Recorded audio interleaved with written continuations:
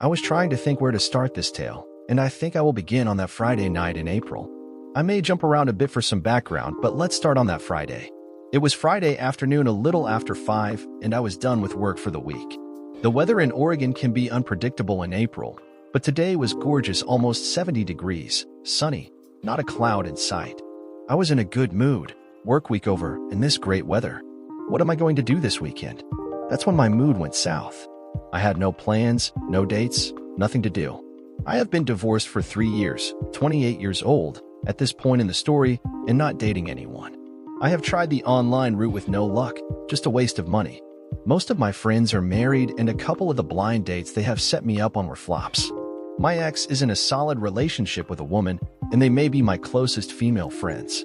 Creeping into my head is the thought, what's wrong with me? I pulled up to my house and felt momentarily better looking at the structure. Through my boss, I had gotten a great deal on the house. It was definitely a fixer, and I had spent a lot of time trying to get it back in shape. I had made progress. The 1950s-era mid-century modern had been a reclamation project, and I had invested a lot of time and money to get it to the point it was at now. My industry connections in the lumber business had helped. I got home, grabbed my running stuff, and went to change. I looked at myself in the mirror, 6 foot of fairly solid 190 pounds, not washboard, but certainly some visible abdominal muscles.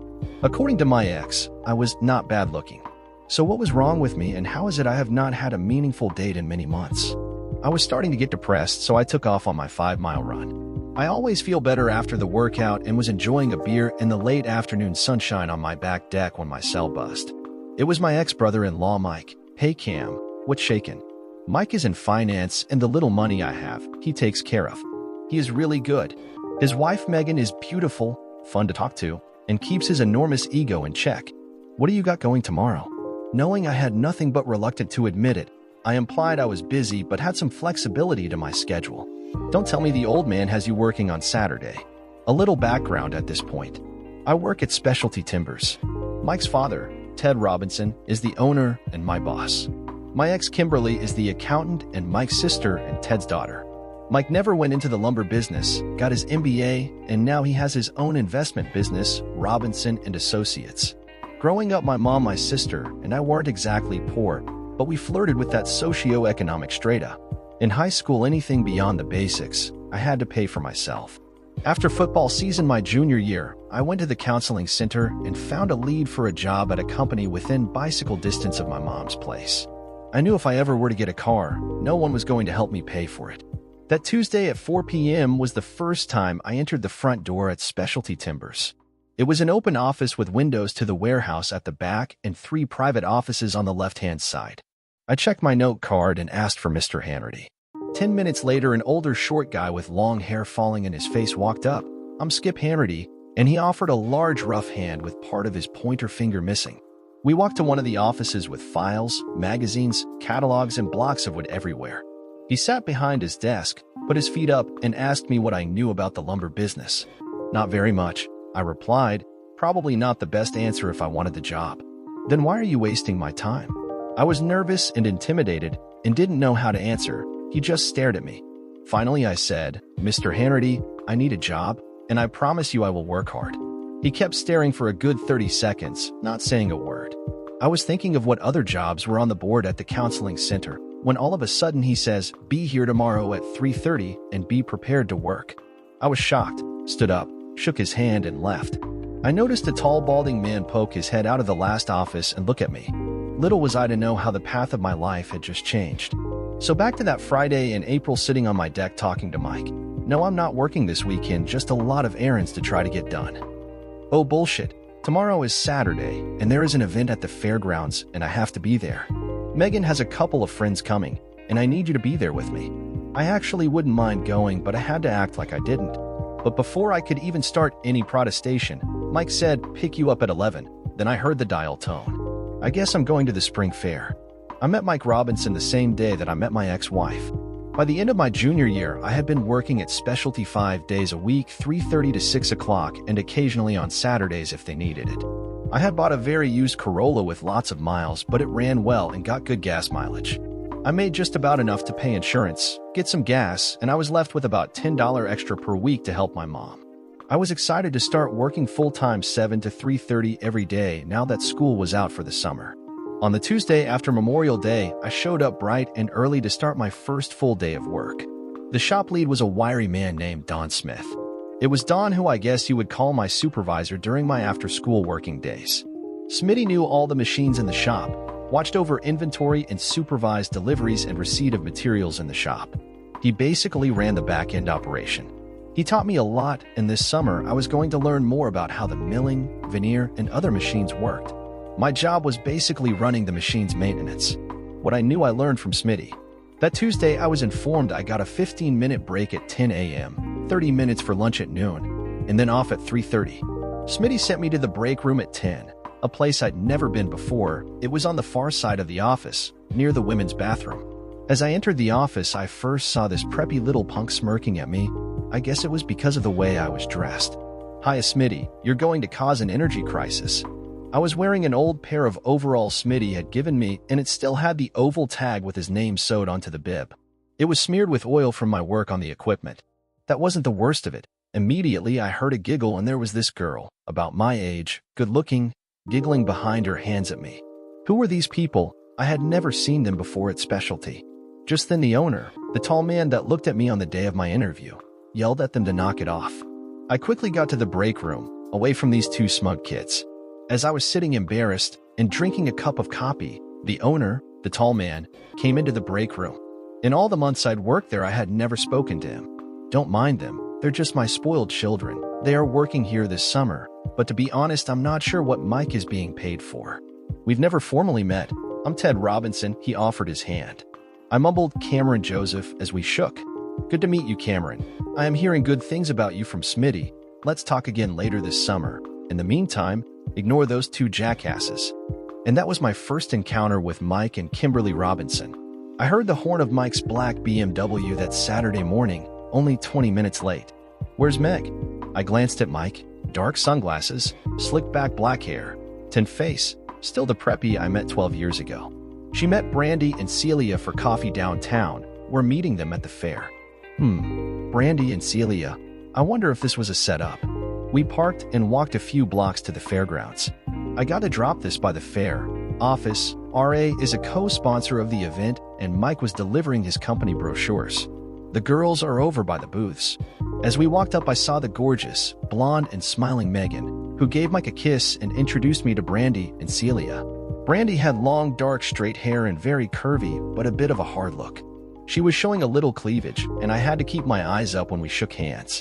Celia was different, dark curly hair, athletic build, and a ready smile. She stared into my eyes. "Nice to meet you, Cameron. I've heard about you." I snuck a glance at Megan, and all I saw was a sly smile. My weekend was definitely getting better. As a group of 5, we wandered the fair, and I found myself often strolling alongside Celia. She had a nice way of looking me right in the eye when we talked.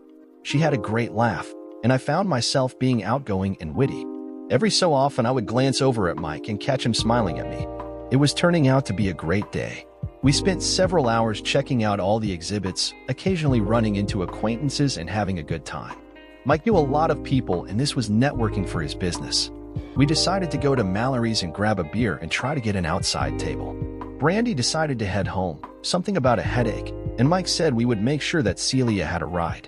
We found a great outdoor table, and the sun felt wonderful. Mike told lots of funny stories about work, marriage, and his family. I tried to remember the last time I had such a good time. Celia was fun to talk to, interesting, and asked me questions about myself. After Mike ordered a third round, I made the offhand comment, "For sure I need to run tomorrow." Celia asked where I ran, and before I knew it, we had a running date for Sunday at 9 a.m. Eventually we left. I was having such a great time with Celia, talking, laughing, learning about her life. It was very nice. We just seemed to click. I was just hoping there wasn't some version of a significant other in her life. We dropped her off at her condo, and I told her I would pick her up at 9 for the run on the rhododendron trail. As soon as we were heading home, I got the look from the front seat. "What?" I said as they gave me the smirking grin. "Okay, so she's cool. What do you want from me?" "Running tomorrow with her." "Wow, that's fast," Mike grinned. Ever since Kim and I divorced, Mike's been trying to find me a new woman. I actually thinks he feels a little responsibility about my failed marriage with his sister. He may have known about her orientation beforehand, but he never said so. I worked at Specialty Timbers all my senior year after school, once football was done. I even worked Saturdays in the fall. I was learning from Smitty all about the machinery from the inside out. During busy weeks, I was asked to run equipment on Saturdays, and I ran everything but the veneer press and learned the capabilities of all the machines. Kim came in on Saturdays and helped with the books. She went to a private high school on the other side of town, so this was the only time I got to see her. She was really cool, fun to talk to, and not stuck up, like other rich kids. About halfway through our senior year, we started dating. What started out as friendship became dating, and before we graduated, we had begun having sex. Kim has a tight body with a beautiful bum and small but pert jugs. I loved making love to her, and in retrospect, I now came to realize that she was not into it nearly as much as I was. But I was blinded by my own lust, and during those moments, I did not notice. We both graduated and both worked at Specialty that summer. I wasn't sure what I was going to do in the fall, but Kim was going to Colorado College. I was concerned about being apart, missing her. Other guys, little did I know then other guys were never going to be a problem, and just the distance. When I would bring any of this up to her, all she would say is, "Don't worry, you're the only man for me." She was honest, she just didn't mention other women in the equation. Late that summer, my boss, Kim's dad Ted Robinson, approached me and asked about my plans for the future. I really didn't know what was going to happen. I had an application for Lane Community College on my dresser, but even as inexpensive as community college was, I did not have the money for it. Turns out Mr. Hanratty had cancer. He was only coming in a few days a week, and that was not going to last for long. "Cameron, you know our shop. You were good with our customers, and I need some youth in this office. I was thinking of having you work with Smitty when needed in the shop, but mostly I want you in the office learning the business side of Specialty Timbers."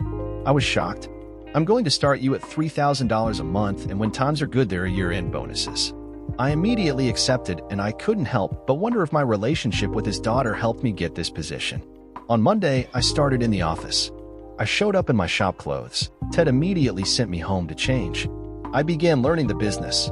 I wasn't impressed with Ted's knowledge and easygoing but confident way with customers. I had a good knowledge of products and what our machining could do. What I didn't know was pricing, customer knowledge, and the accounting side of the business. Ted was helpful and patient with me. After initial nervousness around him, I began to become much more comfortable with him. I stayed in touch with Kim while she was at college, and I felt like our relationship was staying strong through the fall. I picked Celia up Sunday morning at 9 for our run. She was in maroon tights and a Lululemon tight-fitting top. She looked awesome, a very nice athletic body topped by those black curls, dark eyes, and great smile. We chatted comfortably as we drove to the trailhead. I normally do the 5-mile loop, Oklahoma with that. We stretched and took off. Whenever you are running with someone else for the first time, you kind of have to find their rhythm, slightly speeding up or slowing down at first. We didn't have to. We were in sync immediately. We chatted as we went, and I found out she was a dental hygienist. She was from the Bay Area. Her dad had passed away. He had worked for the railroad, and her mother worked in a hair salon owned by her mother's sister. Her mom was of Italian heritage. Anna Maria Saltilli was her mother's maiden name. That's where she got the curly dark hair. Talking the whole way, we made the 5-mile loop and were back at the car by 10:30. It was so pleasant I could have run another 5 with her. I suggested coffee, and we went to a nearby cafe. I had learned from Mike and Megan on the way home last night there were no known boyfriends or significant others. I did a mental checklist. 1. No boyfriend. 2. Fun to be with and she seems to like me. 3.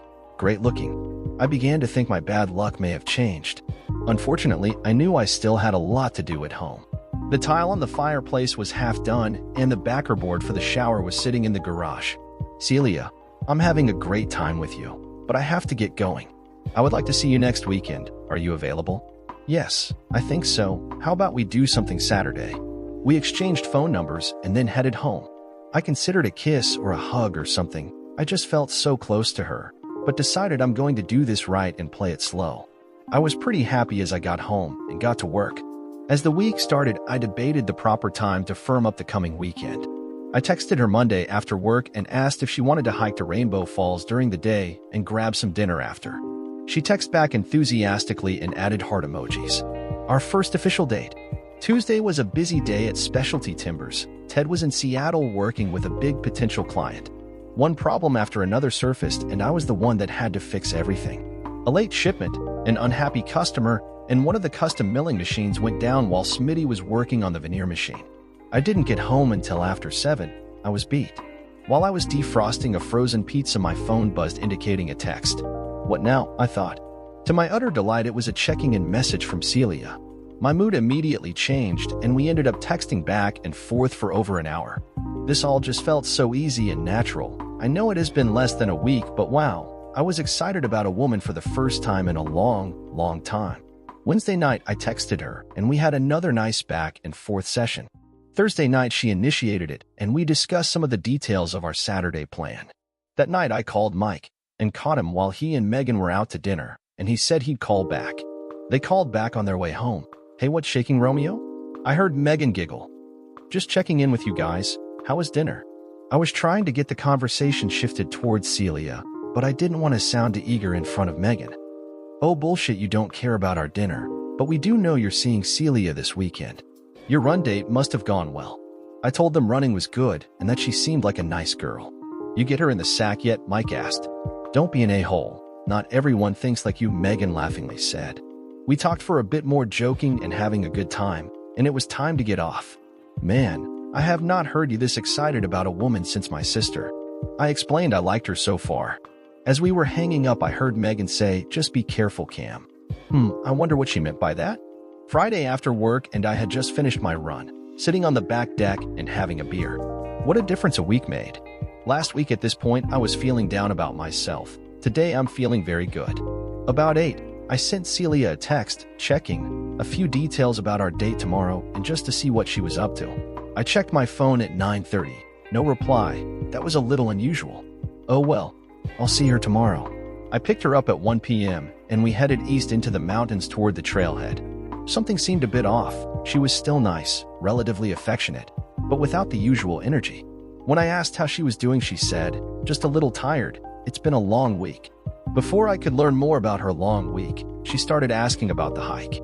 No more explanation on the long week. We enjoyed the hike, and when the trail was wide enough, we walked side by side and she held my hand. Just this small intimacy felt so good after all this time without. The plan was to drop her at home so she could change and get cleaned up and swing back at 7 for dinner at Mazzoletto's downtown. She looked great in tight jeans and a form-fitting top. She gave me a big hug and kiss when I got there. I almost thought if I pushed it, we could be in her bed fairly quickly. But I remembered I was going to play this one differently. The restaurant was cozy, wonderful food, and delicious wines. We split a bottle of wine and each had a brandy as we enjoyed dessert. I knew I should sober up a little before heading home, so I suggested we walk the square. This is an area downtown closed to vehicles, with cafes, retail shops, bars, and other restaurants. The night was pleasant and Celia snuggled up to me as we walked. I think we were both feeling good, a little tipsy but happy. A comfortable, easy conversation as we strolled past couples and groups of people. As we were heading back, I noticed a group of young men ahead, and as we angled past them, all of a sudden one of them shouts, "CC." I was immediately on guard, but Celia moved toward them smiling and accepted hugs from 3 of these guys. Hey girl, what's happening? What you doing down here? Meanwhile, I'm standing there ignored as they all connect. After probably a minute, though it felt like a lot longer, Celia turns to me, flush-faced, and says, Cameron, these are my friends, Bobby, JT, and Marcus. I automatically reach my hand out to shake. The 3 look at each other, smile, and elaborately attempt to shake my hand with all types of gyrations. They chatted for 10 minutes about things I didn't follow. I gathered it was about music and a club that I had heard of called Evolution. There was an overwhelming familiarity amongst Celia and these guys. I observed an intimacy, especially with the one named Marcus, that was curious to the point of unsettling. I felt all the warmth and the goodwill of the evening draining away. By my observation, she seemed to be loving the attention and the company of this group. Finally, with hugs and light kisses, they parted. Nice to meet you, I said.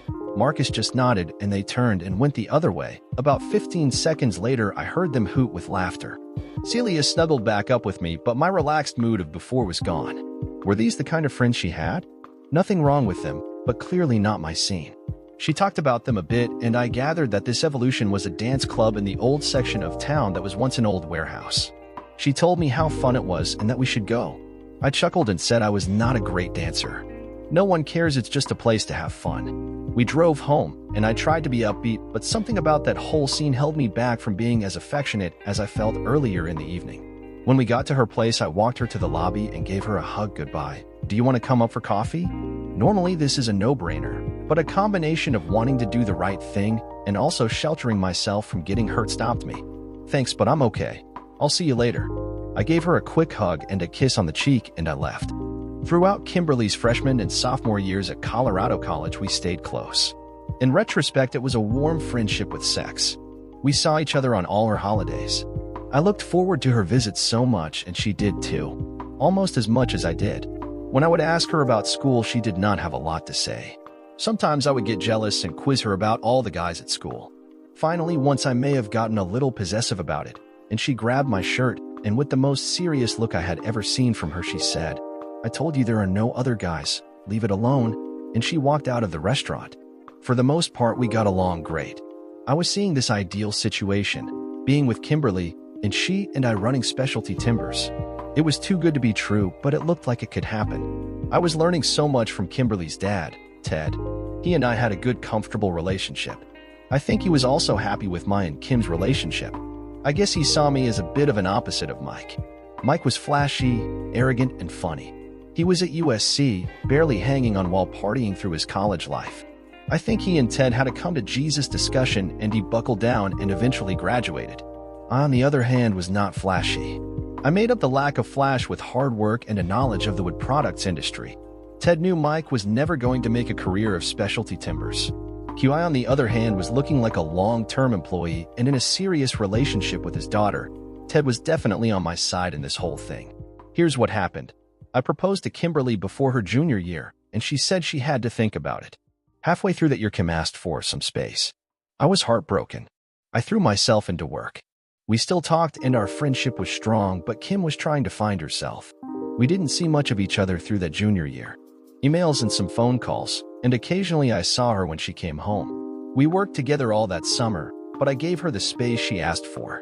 Throughout her senior year, our communication fell off. I had even gone on a few dates. Nothing very serious.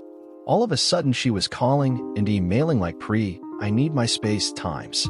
That summer, she came back and we got back together, and she asked me if my proposal was still an option.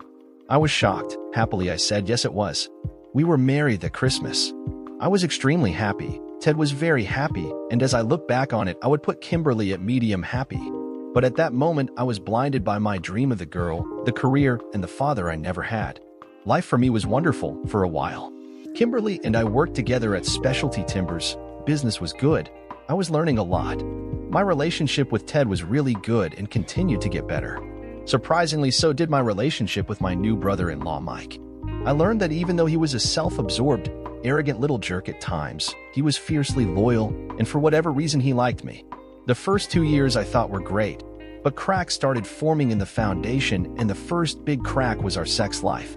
From once or twice a week throughout our first 2 years, by the beginning of year 3 it was once or twice a month. In retrospect, I could tell she was just not into it.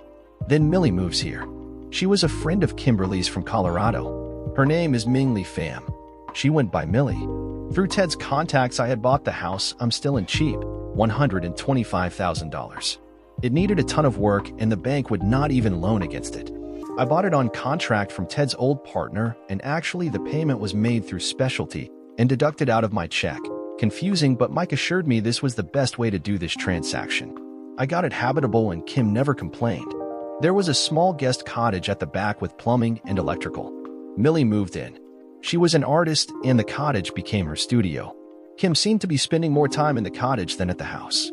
Millie was always sweet to me, and there was no tension. After 6 months, one day tearfully Kim came to me and said she was in love with Millie. I thought she was joking, but she wasn't. There was no swearing, no violence, no arguments. I saw black and I cried. Cried for the first time in almost 20 years. The loss was intense and so sad. I realized I had tied my relationship with Kim to my relationship with her family and my job. My whole life was going to change. For 3 days I sat at home and did nothing. The darkest of thoughts took up residence in my brain. I was at the point of very seriously ending my life, and then Mike showed up. He talked, then we talked, and then he listened. He made a phone call, and within 30 minutes Ted was there. Ted assured me that no matter what happened, I had a home at Specialty. Mike told his dad that I needed a week off. Ted agreed. Mike took me on a road trip where we talked, drank. I cried a little, and I thought. On the way back, I began to realize a few things. I was terribly hurt, but I had a job I loved. I had a boss and ex-father-in-law I truly liked and respected. And finally, I had a good and loyal friend in Mike.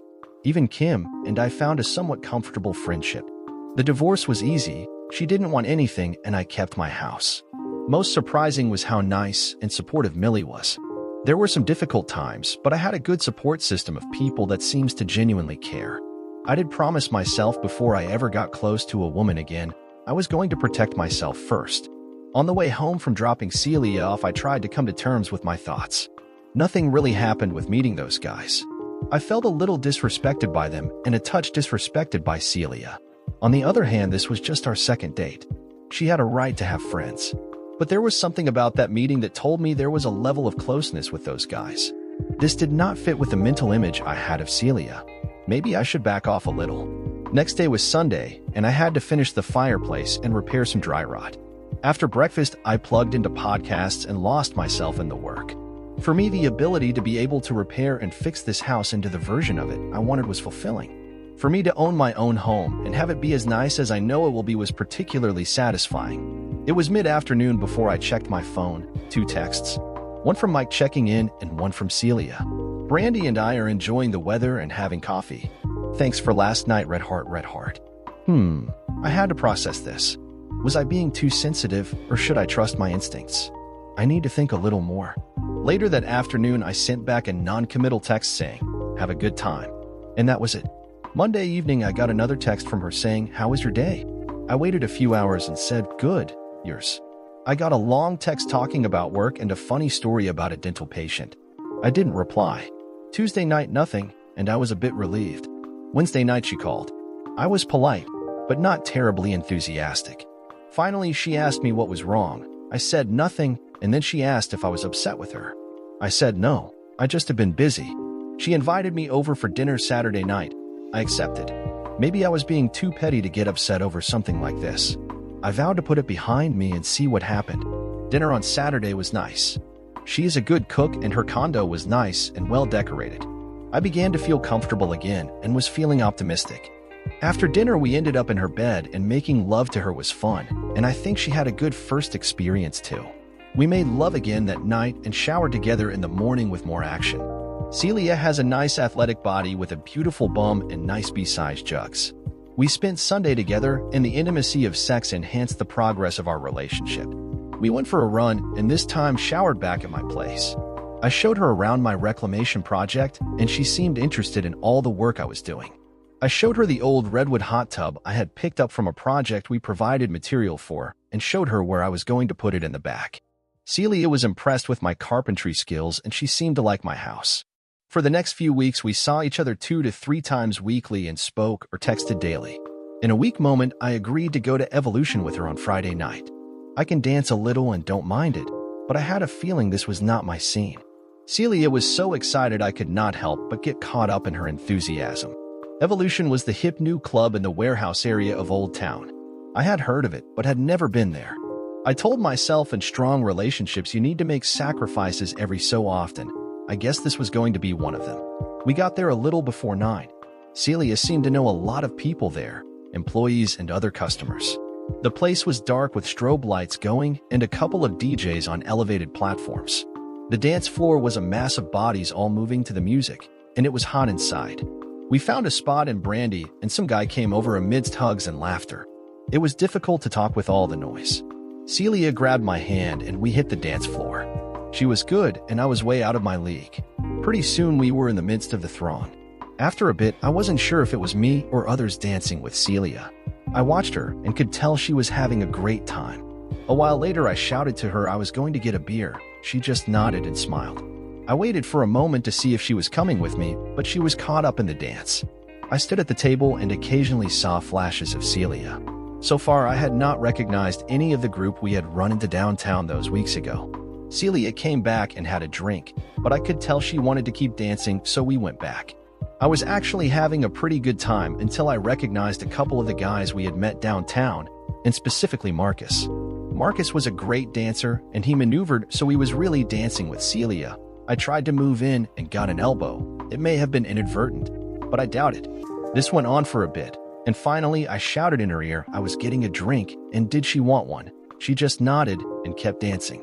I made my way to the bar and back to our table. I checked my watch, and at a little after 11.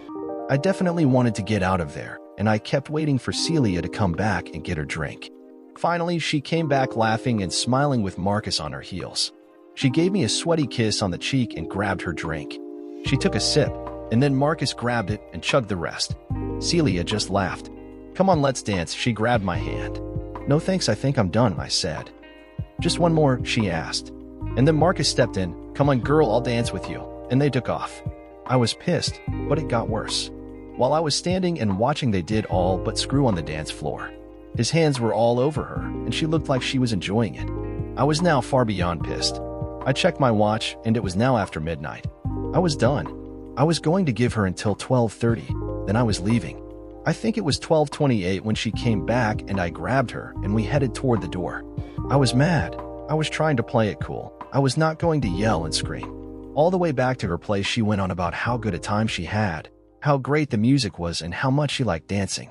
The fact that I barely said 2 words did not seem to register to her. By the time we got to her apartment, she realized where we were. "I thought we were staying at your place tonight." "I'm beat," I said. "How about a different night?" I said with a forced smile. "Okay," she said, and looked at me. I smiled, gave her a kiss, and took off. Without question, not the way our dates had ended over the past few weeks. The next day, we had no correspondence. I was wrestling with my feelings. I really did like and care for her, but that scene and her enjoyment of it bothered me. And this Marcus, they looked like more than friends. I was busy both Saturday and Sunday, mostly trying to work the redwood hot tub into a spot on the deck. Sunday night, I saw I had received a text from her. "What's up?" I didn't reply. Monday night, I got another text from her. "Hey you, I miss talking to you. Call me." I figured I had to answer to this one. I texted back, "Sorry, a lot going on. Let's connect tomorrow." "Okay," she said. Tuesday night, I was still struggling with the situation, and I never replied. Wednesday, I got home from work about 6, and in front of my house was her black Volkswagen. "Oh, time to face the music, I guess." I found her sitting on my back deck. "What's the deal? Are you dumping me?" She looked a little angry. "Look, Celia, I don't know what's going on. I'm struggling with some things right now." "What?" she asked. And then I went into it. I started with my marriage to Kim, and that hurt, and then admitted the jealousy over her friendship with Marcus and my feelings of disrespect at the nightclub. I laid the whole thing out for her. Why not? I may never see her again. She sat there staring at me, and then the tears started rolling down her cheeks. "I am so sorry. I didn't mean to hurt you. If it means keeping you, I never have to go to that place again. I want you, and I miss you, and I think I may be falling in love with you." I was in shock. I thought this was the end for us. But we just took a left turn, and we're going in a different direction. "Love." She pledged again that she does not need to hang out with that crowd or go to the dance clubs. I asked her if she was sure, and she said, "Of course. If I had known that bothered you, I never would have asked you to go." We celebrated that night in my bed. The next few months went great. We did lots of stuff, and went on vacation for a week in Hawaii. My first time there, and we loved it. We hung out with my friends and a few of hers, but never Marcus and that crowd. I never brought his name up. We had been dating now for about 8 months, and the holidays were coming up. She was at my place almost every night, and we started discussing living together. We spent the holidays with my family and the Robinsons. She got along great with everyone except Millie. For some reason, there was some distance there. After the first of the year, business ramped up. We were selling into Northern California and the Puget Sound, and with the building boom, our products were in high demand. Ted asked if he and I could get together on Thursday night. "Sure," I said. "What's up?" "We'll talk Thursday," was all he said. Thursday was busy, and before I knew it, it was after 5. We met in Ted's office. I found myself a bit nervous by the formality of this meeting. Ted explained that he was going to be 60 this year, and he was doing some longer-term planning. "Instead of a bonus this year, I'm giving you 9% of specialty timbers." I was shocked. "This was not what I was expecting," he went on. "We have opened up NorCal and Western Washington, and that has been successful, as you know. but we are now getting a lot of demand in Colorado and some of the resort areas throughout the Rocky Mountains. I want you to open up those markets. It's going to mean some travel, probably a week a month. Are you up for it? Absolutely. I had seen so little of the country, getting to travel to these areas was exciting. And being a part owner, that was very exciting. I was so happy. He went on to tell me that he owned now 51%.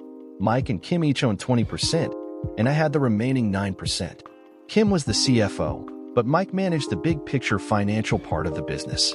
I asked Ted if Kim and Mike were okay with me being a part owner. It was their idea, he replied. One other thing on your plate. Smitty is going to retire at the end of the year. Millie's brother, John Pham, is going to start working in the shop with Smitty. I want you to keep your eye on him too. Will do, I said. I could not wait to tell Celia. I was now an owner. I was going to start traveling. I was on cloud 9. She was happy about the ownership part, but significantly less enthused about my travel. How much will you be gone? I explained it would normally be a few days once a month. That seemed to make her relax a little. I jumped right into it and was in Denver within 2 weeks. I think my straightforward knowledge of the products and the process helped, and we immediately started getting orders, and I had barely scratched the surface. When I got my direct deposit for March, I saw I had an extra $1,500 gross in my account. I checked with Kim, and she said, "That's your commission. We pay 3% of gross commission. Didn't he tell you that?" I did a little calculation and estimated I could easily sell $500,000 this first year. That was an extra $15,000 per year on top of my regular salary. I was going to be close to 6 figures this year. We planned another Hawaii trip for September, and I was starting to think about proposing to Celia. After the earlier problems, everything was going really good. I was extremely happy at work, and with the extra income of my commissions, I was able to accelerate my work on the house. The house was on a nice size lot, all one level with the guest cottage in the back. It had 3 bedrooms, 3 bathrooms, an open kitchen area, a study, and a family room attached to the kitchen. The cottage was a single room with a bathroom and a small kitchenette. I spent a lot of time in the garden. The garden was my oasis, and now with the redwood hot tub, it was spa-like in the back. Celia had dropped her apartment in May and had moved informally. It was wonderful having her here, and for the most part all was good. There was some tension when I traveled, but I thought we would get used to it. In August, I asked Mike out for dinner. I had something serious to discuss with him. We met at a bar near his office at 6 p.m. The weather was warm, and we sat outside. "So what is up, bro?" "I've decided I'm going to propose to Celia, and I would like you to be the best man." He just stared at me for perhaps a full minute. "Married again? You remember what happened last time. This is different. I'm different. I was just a kid then. Neither Kim or I knew what we were doing then. This is now. I love her, and I don't want to be alone." "You sure about her?" "I recall a few bumps, not that long ago," he said. We talked about it more, and I did get a few nervous thoughts based on what he said. It was as if he was trying to talk me out of it. I respected Mike's opinion, but he didn't know Celia like I did. "I want you to be my best man." I told him I was going to propose when we were on Kauai. We celebrated with tequila shots and ended up having a great night. 2 weeks later, I was headed back out to Denver. I needed some samples to show the customers, so that Friday, I went out to the shop. Smitty was not around. I grabbed my stuff and went to the saw. "What you need, boss?" It was John Pham. "I got it, John. Thanks, though." He quickly came over, grabbed my samples, cut them up, boxed them, and gave them back to me. "You need anything else, I take care of." Pretty impressive young man. "Thanks, John. I appreciate it." "Boss, you need any more help around here? My cousin is a good worker." "Good to know, John. And you can call me Cam." "Okay, boss." On my last trip to Colorado, I had cold called on a place called Longfellow's. This time, I had a set appointment for Monday at 11 with Junior Longfellow. I met him at their office outside Denver. He was a guy about my age, with a light beard and hair in a ponytail. We hit it off, and our meeting stretched into lunch. Not only did they look like they were going to be a good customer, I liked Junior. As we were parting, he told me he was doing some mill tours on the West Coast in November and wanted to come see our operation. These are normally great relationship-building opportunities. I told him I knew I had something in Montana one week in November, but I would get back to him. The trip to Kauai was unbelievable. We were at a nicer resort. The commissions helped with that cost. We hung out by the pool and on the beach. We explored the island, went on hikes, snorkeled, kayaked, active but relaxed all at the same time. We had a lot of sex. We found a secluded beach and Celia went topless. She looked like a Playboy bunny. I was so turned on. We nearly had sex on the beach, but there were a few people around. We more than made up for it when we got back to the hotel. On the second to last night, we were sitting on our balcony watching the sunset, and I gave her the engagement ring and asked her to marry me. She cried, hugged me, and we ended up back in bed. As we were laying there, I asked her if she was happy, and she said she was. If you could change anything in our lives, what would it be? I asked. She said, nothing, and we were quiet for a minute, and then she said, I guess if there is anything, I wish you didn't travel so much. I told her it should slow down, and that it was important for our financial future, and maybe there may be times she could go with me. Okay, she said quietly. I brushed off the comment quickly without a second thought. Maybe too quickly. Our lives kept going, but now with wedding planning happening also. We decided to do it around Valentine's Day. Celia did most of the planning. I was supportive. At work, business continued strong. Our edition of the Rocky Mountain Market increased demand, and we did end up hiring John's cousin Nathan Gwynn and another of their friends, Van. Knowing Smitty was leaving, I tried to spend some time with John. I saw that he was smart, hardworking, and dedicated. One night he invited me to get a beer with him, Nathan and Van.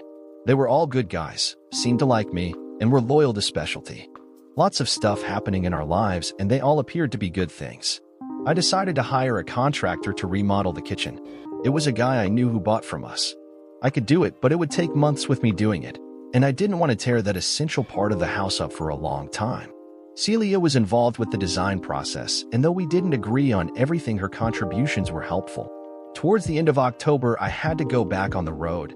Celia was unhappy about it and started to pressure me about a 2 or 3 day trip, rather than 5 days. There was no way I could do it in less than 5. My November trip coincided with the week Junior was going to be in town for mill tours. I would miss it, but Ted said he would be glad to show Junior our operation. I had a trade show with a customer in Montana, and it was going to give me a good opportunity to showcase our products to this market. The show had set up on Friday morning, and then started Friday evening, and then all day Saturday.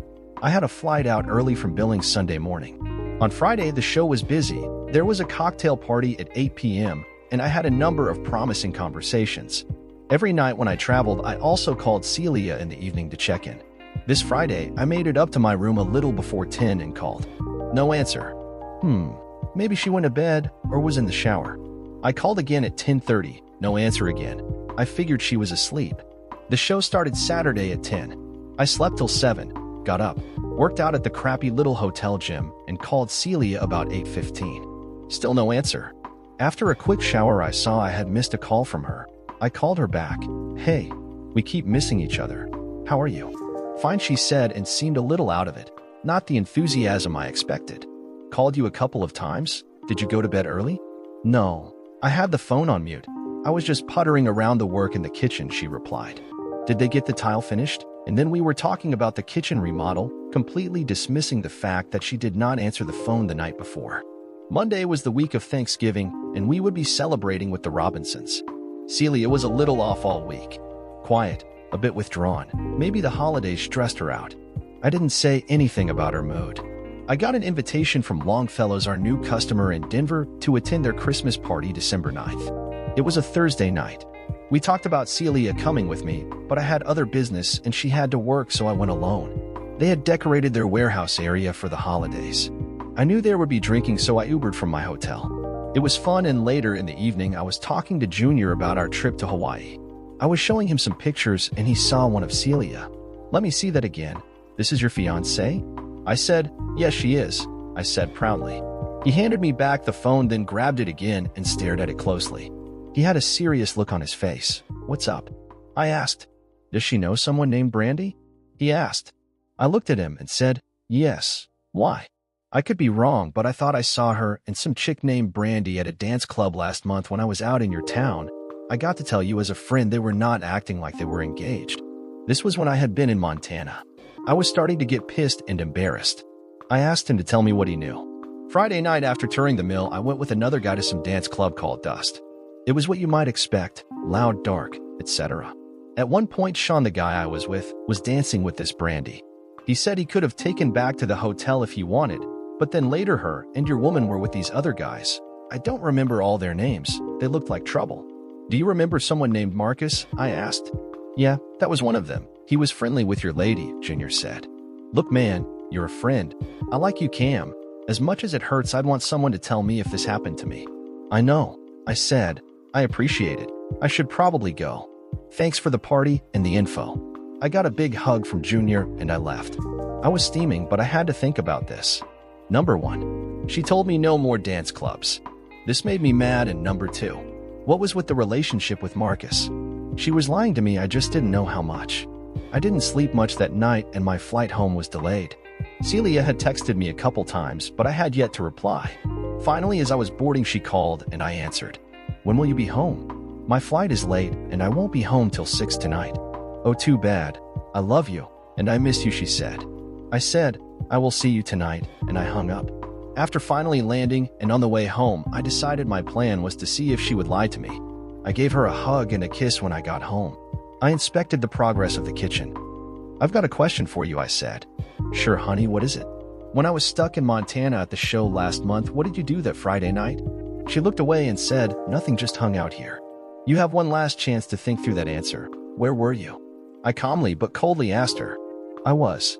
Then she burst into tears and ran to the bedroom. I sat and waited. I was angry and sad. I just waited. 2 hours later, she came out and told me this tale.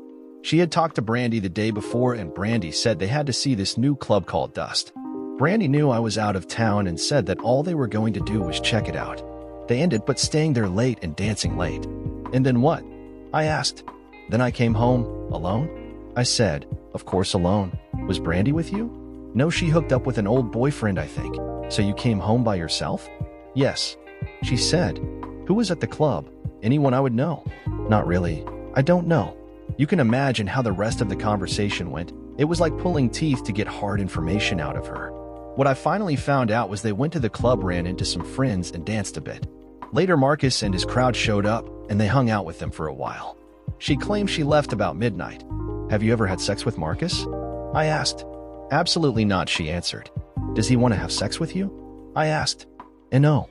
Well, maybe, probably, but he's just a friend. You are the only one I want to be with. She wailed.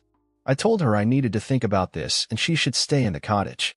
Sobbing, she grabbed her things and headed to the cottage. The timing could not be worse. We were in the midst of wedding planning. The holidays were around the corner and my entire future was up in the air. I needed some advice and called Mike. He suggested I come over on Friday night. Meanwhile, this week with Celia had been very uncomfortable. She was either crying or apologizing. I was upset. I loved her, but at this point, I did not trust her. Can there be love without trust? I met Mike and Megan at their sleek new home in the South Hills. I gave them the whole story and I asked them what they thought. Mike was of the opinion that if you cannot trust someone, you shouldn't marry them. Hard to argue with that. Megan said this. I feel a little responsible for introducing you to, and I don't know Celia all that well, but I do think she is a nice person, not a bad one. And I also know she is deeply in love with you. I agreed with Megan on this one. Ultimately, you either have to believe in them or not. That is something only you can decide, she said. That night I went home and asked Celia to come up to the house. We made small talk for a few minutes. I could tell she was nervous. I had a couple questions for her, and I told her she needed to be absolutely honest. She agreed. I asked if she felt like the whole club scene was important to her. I asked exactly what happened the night she and Brandy went at Dust. And I asked her about the true nature of her relationship with Marcus. She told me that no, the clubs were not important. That Brandy got her at a weak moment.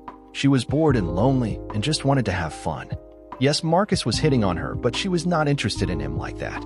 Yes, the attention from those guys made her feel good, but she had never done anything other than being groped a few times on the dance floor.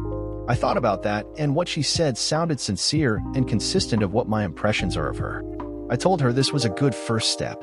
She asked if she could stay in our bed tonight, and I agreed. I had no intention of having sex with her, but I was unsuccessful with that intention. Though the holidays, the wedding, and life went on. My radar was up a little and I watched closely. Nothing made me think anything was wrong. Celia was loving and affectionate. For my January trip, she took the week off from work, went with me, and we spent the weekend in snowy Boulder. We had a great time. The whole Dust incident was fading from memory. We were married in February and it was a wonderful event. I met her mom and several members of her family. There were less than 100 people total, family, the Robinsons, and some close friends. None of her pals from the dance club, except Brandy. We honeymooned on St. Martin in the Caribbean. It was different from Hawaii. The ocean was warmer, fewer waves, and a beautiful blue color. You could tell there was a heavy European influence, especially at the clothing-optional beaches. Celia went topless and kept the minimum covered below the waist. We had every kind of sex at least daily for the entire honeymoon. Without question, my best vacation ever. For the next 2 years, things went along very well. I sometimes would think back to that December and the fact that I almost canceled the wedding and marriage. I was glad I hadn't. I blocked out any seeds of doubt and thought positive thoughts. We kept working on the house, and it was becoming a real neighborhood showpiece. I was proud. Business continued to be good, and we even considered opening up other markets, except currently with people and our operation we were at capacity. I began a good friendship with John Pham. He was a great employee and a good guy. He knew our operations and our machinery. He was the last one to leave the shop at night. Once every few weeks, John, Van, Nathan, and I would sit in the shop after hours with the smell of cedar and sawdust and drink a six-pack. Our talk was casual about the business and life. I enjoyed their company, and I think they liked me. Just as things seemed fairly stable, a new competitor out of Asia started importing to the US. We first heard about them in Southern California, but we knew we would see them in our market soon. It was an engineered product that looked close to some of our products but was at least 30% less expensive. We started seeing sales slipping. We had been on this steady increase and had invested in resources to meet the demand, and now for the first time ever, for me, sales were going the other way. Ted, Kimberly, and I met to discuss our strategy with the new competition. Ted felt like the best thing to do was get in front of our customers and review the differences in quality of our products. This will mean more travel, and I'm afraid I'm going to need you, Cam, to cover our NorCal market as well as the mountain market. I knew Ted was right, and I knew I needed to do this, but I was stressed out. That night when I got home, I talked to Celia about business and what I was going to need to do. "How long is this going to take?" she asked. I told her I didn't know. "It will certainly be months." "Months?" She exploded. "You're telling me you will be gone 2 weeks per month, for months?" I told her yes, and I could not make any promises. She fumed. Now, not only was I stressed out about work, I was getting no support from Celia. We had some good moments, but over the next 6 months our relationship suffered. The closeness we had was rarely there. I felt like I was fighting a battle in the marketplace as well as fighting a battle at home. After 6 months of my traveling and her not understanding, our marriage was at an all-time low. I had to travel for the business. The travel was helping and business was steady, but it took a consistent effort. She didn't understand. I left on Monday to head to the Bay Area. The weekend had been rough. No closeness, no good conversations, and no sex. I started to feel guilty about the travel and called her on Tuesday and said we needed a night out when I got back. She seemed a little more energetic about things, and I thought maybe our relationship will start getting better. Friday night, we Ubered to Tomlinson Bistro in Old Town. Celia was affectionate. The conversation was good. She even asked me about business. We had a great dinner and a nice bottle of wine and a couple of after-dinner drinks. I thought sex tonight will be great. I called Uber and we waited outside the restaurant for our ride. I went inside to use the restroom, and when I came back outside, there was Marcus, Bobby, and that crowd hovering around Celia. She was smiling and laughing, and Marcus had his arm around her waist. I walked over, grabbed his wrist to remove his hand. He flinched, kind of clipped my jaw, and I shoved him. The next thing I knew, I was on the ground. One of them had cold-cocked me, and I blacked out for a second. When I came to, Celia was helping Marcus up. Then she apologized to them. I was groggy, but I knew what I saw. Then she walked over to me and started yelling, blaming me for the incident. They took off when someone from the restaurant came out to check on things. I was still on my hands and knees with my eyes swelling shut. Just then, Uber showed up. We both got in. I was still dazed. She just lit into me. Why did I have to ruin things? Why did I knock Marcus down? What was I thinking grabbing his hand? It's my body. What were you doing attacking my friends? I didn't say a word. I did not trust myself. I was so angry at her and the situation. Stressed out at work, stressed out about my marriage, and she is showing far more loyalty to Marcus than her husband. The moment we got into the house, she went to the kitchen to get me an ice pack. She had no idea how mad I was. "Get your bum away from me," I roared. It shocked her. She just stood and looked at me. "Get your bum out of here. You can stay in the cottage. What is your problem tonight?" She lashed back. "Tonight?" I thundered. "My problem is you every night. No support, no affection. Just whining because I'm trying to earn a living for us." She walked to the bedroom, grabbed her stuff, and headed out the back way towards the cottage without a word. I definitely needed the space, and I was relieved when she left. I sat at the table and had a brandy. On my second one, I had calmed way down and took an account of my life. I loved my job, and even with the challenges, it was a career. I loved my relationship with the Robinsons. Ted was a mentor and a friend. Kim and I had always been friends despite the failed marriage, and Mike was my best friend. I loved my house. I was steadily transitioning it into my idea of a perfect home. Perhaps because growing up, housing was never quite sure for my family. Having my own place was extra important. I started feeling better and decided tomorrow Celia and I would talk and maybe even think about counseling.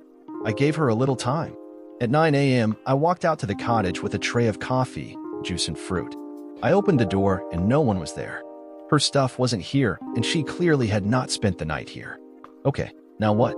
I puttered around the backyard for an hour or so and called her. Straight to voicemail. Mid-afternoon, I called again. Voicemail. I worked around the house, tried a few more times, then I called Kimberly. She invited me over for dinner and she, Millie, and I discussed my situation. Kim said we had both made mistakes, but Millie was firmly in my corner. We discussed all options, including divorce. I was in town this week, and after a half dozen more calls and no reply by Tuesday, the ball was in her court. Friday midday, she called. She was staying with friends and wanted to come by and get some of her stuff. She came by at 6 that evening. I wanted to talk, and she said not yet. I asked where she was staying, and she said with friends. I asked who, and she said, just some friends. I told her I was gone next week through the weekend at another trade show and that I would like to talk with her when I got back. She nodded okay. She took off in some vehicle I did not recognize with dark tinted windows. I couldn't tell who was driving. I decided to fly out Sunday night for Denver. That way I could hit the ground running on Monday morning. My sales pitch to my customers was quality, service, and the relationship we had established. This compared to cheaper prices as the only value my Asian competitor had. We actually were keeping a good % of our business, particularly when material defects started appearing from the Asian stuff. I had dinner Tuesday night with Junior Longfellow. He and I were close enough that I told him the whole story about my situation. You know, he said, we don't really need you at the show this weekend. We were co-sponsoring a booth with Longfellow at the trade show. The show will be slow, and if anything, I probably have too many people scheduled there anyway. I think you need to get back and take care of business at home. My first reaction was to protest, but I decided to take him up on it. I got an early flight for Friday morning that got me home before 9 a.m. The rest of my week in Colorado went well. I was feeling optimistic about things, though I knew Celia and I had a lot to work on. I drove straight home from the airport, and as I unlocked the door, I immediately could tell something was wrong. The house was trashed. Had I been burglarized? The closer I looked, it looked like a party had happened. Empty alcohol bottles were all over the place, trash, unwashed dishes. There was a burn mark on my refinished hardwood and a huge dark stain on my couch. I checked everything out. There was no one in the house, but it looked like the guest room bed had been used. Celia? Would she do this? I thought she loved the house like I did. I wandered outside and the backyard looked fine, but I did see a few cigarette butts on the ground. I went to the cottage and opened the door to see Celia and Marcus asleep in the bed. What the hell is going on? She jumped up. You weren't supposed to be home until tomorrow, she said. She was nude and for whatever reason was covering herself up in front of me. Meanwhile, Marcus casually rolled over and stared at me with a smirk on his face. Get the hell out of here, a-hole. I bellowed at him. Chill, man. I'll be leaving, but you understand the lady here owns half this house. You've got 2 minutes to get the hell out of here. I shouted. We are married and it's my house too, she chimed in. I was seething mad, and I knew if I didn't leave these two, something very bad would happen. 2 minutes, I said and left. Back in the main house, I called Mike and explained what had happened. He was calm and said he would make some calls to divorce attorneys for me and set something up. Divorce, at this point, seemed like the only option. I called Kim at work and gave her a quick version, and she said that she and Millie would come over tonight. I ordered new door locks from the hardware store. I was so wound up, and I started cleaning the mess of my house. Mike called back, and he had a meeting set up Monday at 11 a.m. with a divorce attorney he was referred to. His name was Darren King. I checked out his profile. Ex-military JAG, originally from Texas. I found his picture, dark hair, a strong jawline, and a very no-nonsense appearance. Good. I checked the cottage, and they were gone. It was a mess, too. There also appeared to be evidence of drug use. I got the locks and installed them. By then it was dinner time, and Kim and Millie showed up. They got the whole story, and even Kim agreed. There was no way to save this relationship. I was more angry than sad at this point. I met with Darren King, and he was just as he appeared. Firm handshake, looked me straight in the eye. He explained that even though she committed adultery, that would not be a factor in the divorce settlement. He asked about my assets, and I told him about the house, my bank and retirement accounts, and my 9% ownership of Specialty Timbers. He said it would be likely things would be split 50-50, and to prepare for that outcome. He said he would put the papers together, and I could have her served by the end of the week. After I left, I was in shock. My marriage was over. She would get half of the value of the house and half of my equity in Specialty Timbers. The solidness of my entire life was being threatened. I was starting to get depressed. I called Mike to explain what was happening. After explaining what Darren King told me about 50-50, Mike said, "Don't worry about that for now. Just take care of yourself. I may be able to help." I felt a little better after talking to Mike, but what could Mike do? The law was the law. I went into work mostly because I didn't want to be by myself and tried to lose myself in the familiarity of helping run this business. It seemed like both Ted and Kim had talked to Mike. They were both encouraging about what the outcome may be. I wasn't nearly as optimistic. Even John, Nathan, and the warehouse guys were supportive. John walked up to me and said, "Boss, we got your back. Don't worry." I truly appreciated their friendship. I had divorce papers served to her at her work on Friday. I immediately got a text from her saying, "A-hole, you had to send them to my work. I want half of everything." I called Mike, who had me call Darren, who told me to cease any communication with her. If she hires a lawyer, I was to contact Darren, and then it would all be done between the lawyers. I couldn't help but worry about my house and my shares at Specialty. I was upset and called Mike about it. He said, "I know you're worried, but I am working on a few things for you. Have I ever let you down before?" He hadn't, but I asked him, "What exactly are you working on?" "Can't say yet. Have faith." The weeks went on, and my life settled into work pretty exclusively. I didn't even want to work on the house. She may get it. I functioned with a dark cloud. Not only my assets were being attacked, but my wife was gone. I spent this time wondering what happened. I knew I was gone a lot, but I thought she understood this was for our future. I had learned in life you make short-term sacrifices for long-term gain. I knew she was a bit of a flirt and liked to get attention from men. That whole dance club scene showed that.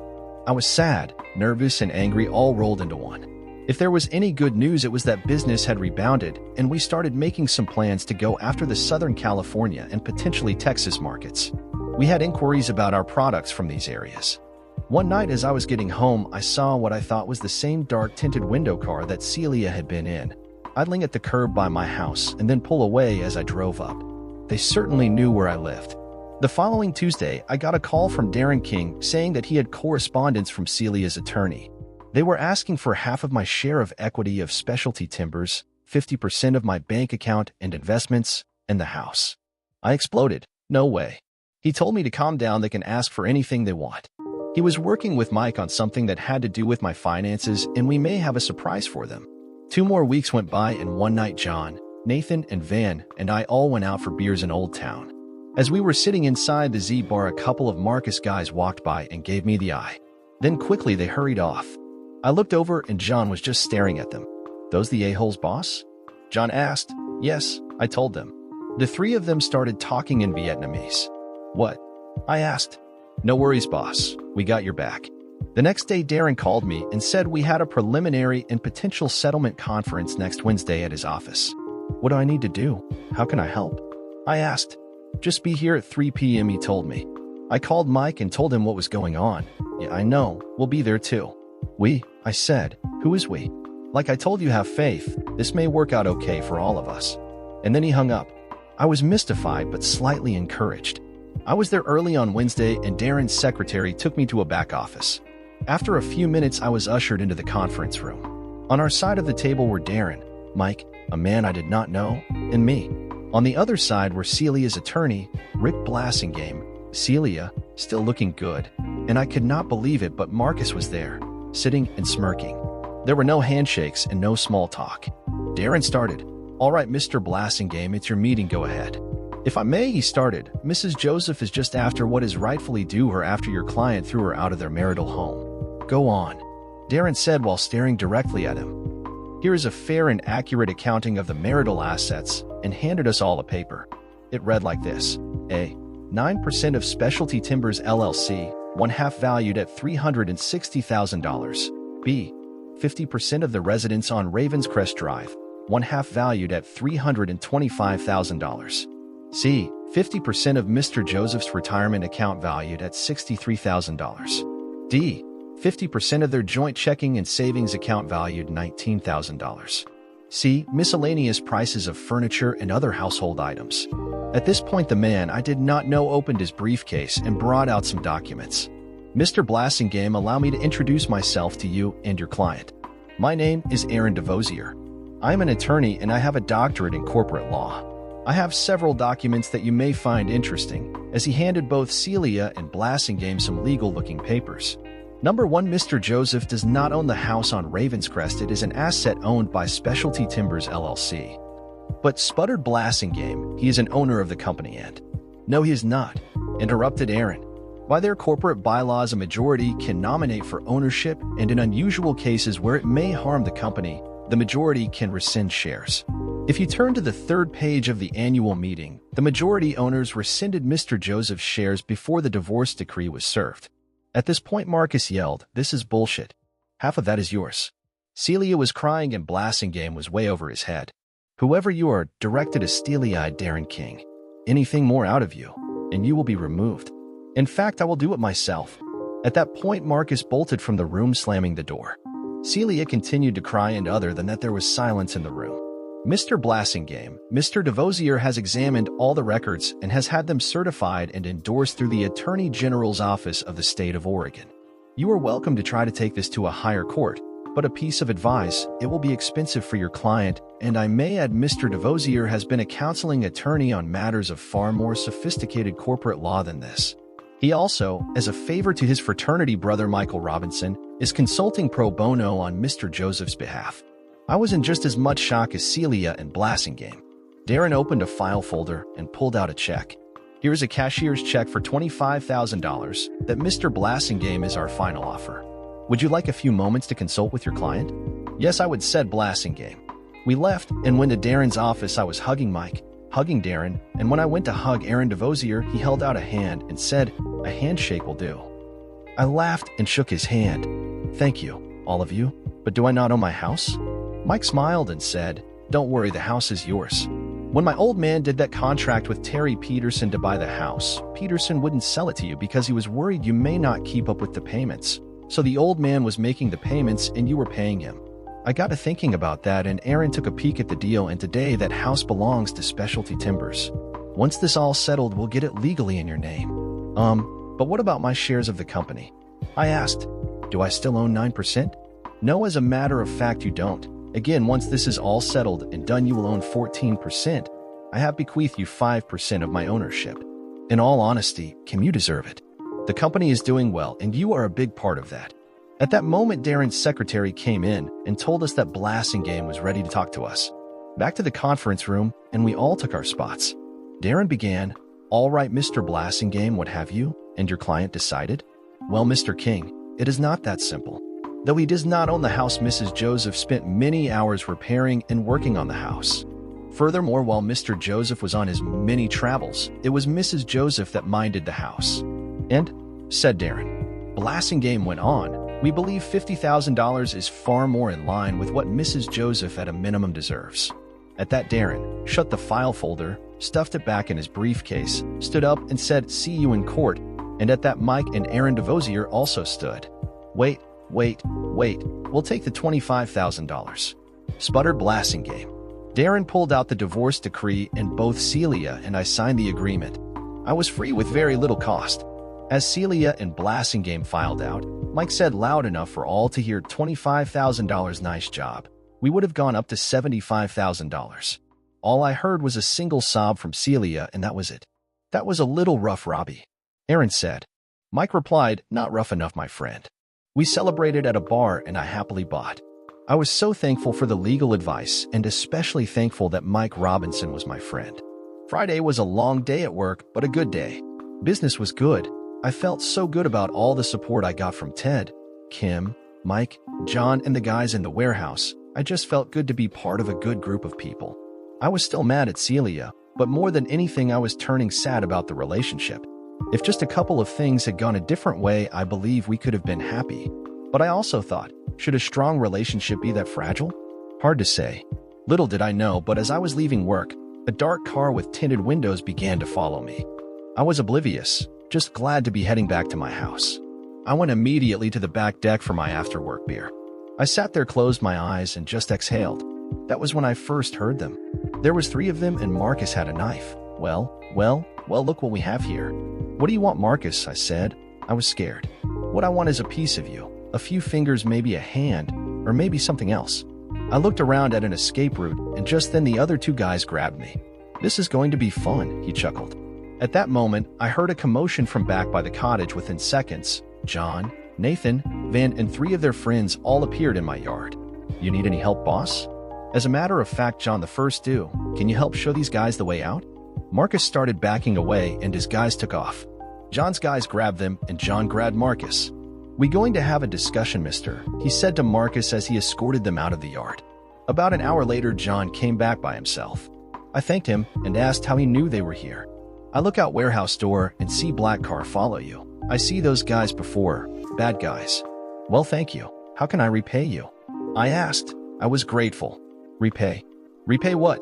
You know, repay. We friends. I was moved to near tears. And boss, my guarantee, those guys don't come back. I didn't want to know. Flash forward 5 years. Business has its up and downs, but for us, mostly up. I had a new guy working, and though he did not know the lumber business, he was smart, hardworking, and a good learner. I have him working in ops with John and the guys. His name is Chase DeVosier, yep, a cousin of Mike's fraternity brother Aaron that helped me so much all those years ago. Seems Chase was not interested in college and needed a job. At first, I thought I was repaying a favor, but he is working well for us. Ted still comes in every day, but I think he mostly reads the newspaper and talks to old friends. Kimberly is really running the place, and I help. I spend a lot of time on the road, but now that we are established, not nearly as much. My love life has improved too. Through my friendship with John and Nathan, I met Van's sister, Jelly. Yes, that's her name. I asked her why she was named that, and she told me. When my mom had me and I came out, she said, "That's Jelly." So cute. And she is cute. She is a fitness instructor at the Valley Club, and she is in very good shape. I'm almost 10 years older than her, but she doesn't seem to mind. She also doesn't seem to mind that I am not eager to get married again. She says to me, "You look at other women," and I kick her bum, and then I kick yours. I just smile and laugh. Did I ever run into Celia again and see her looking bad or anything? No. Never saw her again. And to be honest, I don't even think of her much. I did see Marcus one time walking towards me on the street. He saw me and crossed to the other side. I am forever grateful for the people in my life. Ted, Kim, Millie, John Pham, Nathan, Van, of course Jelly, but most of all Mike. I love my home and I love my company. I am a very lucky man. Dear listeners, please share your thoughts in the comment section below and don't forget to like, share, and subscribe.